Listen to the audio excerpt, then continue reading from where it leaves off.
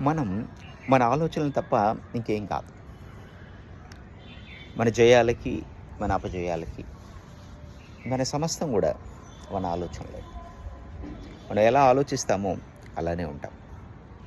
మన ఆలోచనలు ఎలా కొనసాగుతూ ఉంటాయో మన జీవితం గూడా అలానే కొనసాగుతుంది. సో, మన ఆలోచనల విషయంలో కానివ్వండి, లేదా మన నమ్మకాలు, మన సామర్థ్యాలు, మన బలాలు, బలహీనతలు ఇటువంటి విషయాలు ఇతరులు ఏమి చేయలేరు. ఎందుకంటే అవి మన నుంచే పుడతాయి. మనం మాత్రం వాటిని ఏమైనా చేయగలం. మార్చుకునే శక్తి మనలోనే ఉంటుంది. కొన్నింటిని మనం మార్చలేం.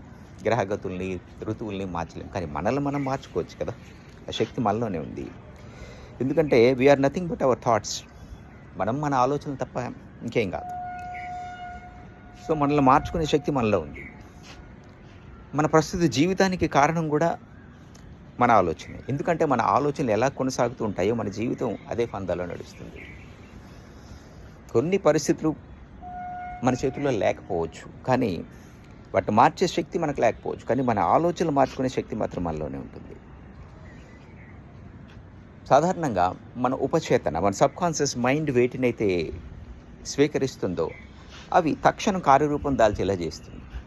కాబట్టి మనం ఎప్పుడు కూడా వినాశకరమైనటువంటి, విధ్వంసకరమైనటువంటి ఆలోచనలు ఎప్పుడు చేయకూడదు.